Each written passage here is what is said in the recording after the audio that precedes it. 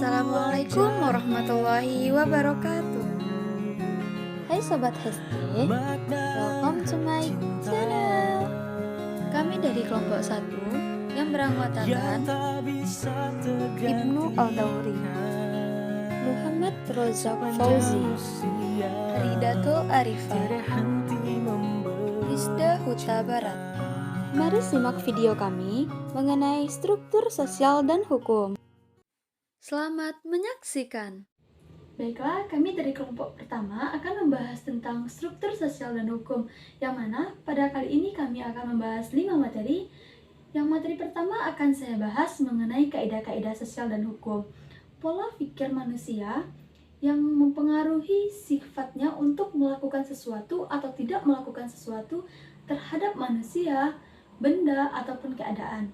Nah, kaidah-kaidah ini mempengaruhi pribadi manusia, yang mana terdiri dari dua kaidah. Yang pertama, kaidah kesusilaan dan juga kaidah kepercayaan. Nah, kaidah kepercayaan ini bertujuan untuk menciptakan suatu kehidupan dengan damai.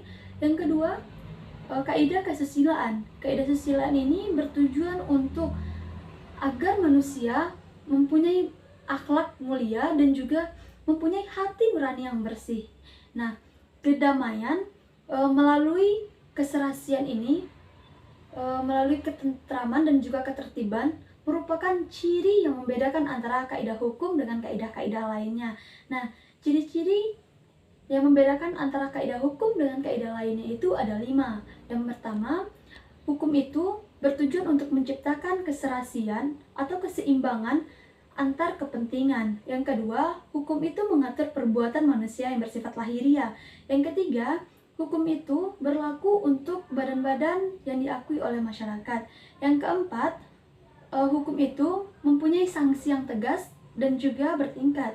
Yang kelima, hukum itu bertujuan untuk menciptakan kedamaian, ketertiban, dan juga ketentraman. B. Lembaga kemasyarakatan. Lembaga kemasyarakatan terdapat di dalam setiap masyarakat.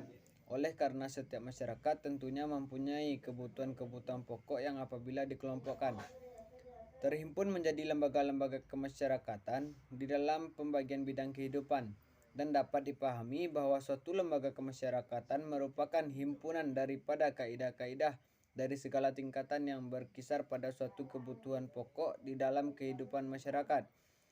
Fungsi dari lembaga kemasyarakatan itu sendiri yaitu yang pertama, untuk memberikan pedoman kepada para warga masyarakat bagaimana mereka bertingkah laku atau bersikap di dalam menghadapi masalah-masalah masyarakat yang terutama dalam menyangkut kebutuhan-kebutuhan pokok. Yang kedua, untuk menjaga keutuhan masyarakat yang bersangkutan. Yang ketiga, memberikan pegangan kepada masyarakat untuk mengadakan sistem pengendalian sosial. Di samping itu terdapat tipe-tipe lembaga kemasyarakatan yang antara lain yang pertama dari sudut perkembangannya, lembaga dengan sendirinya tumbuh dari adat istiadat masyarakat. Yang kedua dari sudut sistem nilai-nilai yang diterima masyarakat, basic institution dan subsidiary institution. Yang ketiga dari sudut penerima masyarakat, socially sanctioned institution dan unsanctioned institution. Yang keempat, perbedaan antara general institution dan restricted institution. Yang kelima, dari fungsinya terdapat pembedaan antara operative institution dan regulative institution. Tidaklah mudah untuk menentukan hubungan antara hukum dan lembaga-lembaga kemasyarakatan lainnya, terutama di dalam menentukan hubungan timbal balik yang ada. Hal itu semuanya tergantung pada nilai-nilai masyarakat dan pusat perhatian penguasa terhadap aneka macam lembaga kemasyarakatan yang ada. Dan sedikit banyaknya ada pengaruh-pengaruh pula dari anggapan-anggapan tentang kebutuhan-kebutuhan apa yang pada suatu saat merupakan kebutuhan pokok. Namun demikian, sebaiknya hukum dapat berpengaruh terhadap lembaga-lembaga kemasyarakatan apabila dipenuhi syarat-syarat sebagai berikut. Yang pertama, sumber dari hukum tersebut mempunyai wewenang dan berwibawa. Yang kedua, hukum tadi jelas dan sah secara yuridis, filosofis maupun sosiologis. Yang ketiga, penegak hukum dapat dijadikan teladan bagi faktor kepatuhan terhadap hukum. Yang keempat, diperhatikannya faktor pengendapan hukum di dalam jiwa para warga masyarakat. Yang kelima, para penegak dan pelaksana hukum merasa dirinya terikat pada hukum yang diterapkan yang membuktikannya di dalam pola-pola perlakuannya. Yang keenam, sanksi-sanksi yang positif maupun negatif dapat dipergunakan untuk menunjang pelaksanaan hukum. Yang ketujuh, perlindungan yang efektif terhadap mereka yang terkena oleh aturan-aturan hukum. C. Kelompok-kelompok sosial dan hukum. Menurut pendapat Aristoteles bahwa manusia itu adalah zoon politikon, di mana dalam hidupnya manusia selalu akan membutuhkan orang lain dalam memenuhi kebutuhan hidupnya. Yang hal ini dapat dilihat dari interaksi antara sesama manusia. Reaksi semacam ini menimbulkan keinginan untuk menjadi satu dengan masyarakat sekelilingnya antara manusia sehingga terjadi social groups. Interaksi manusia berlaku timbal balik yang artinya saling mempengaruhi satu sama lain. Yang demikian maka satu kelompok sosial mempunyai syarat-syarat sebagai berikut. 1. Setiap warga kelompok tersebut harus sadar bahwa dia merupakan sebagian dari kelompok yang bersangkutan.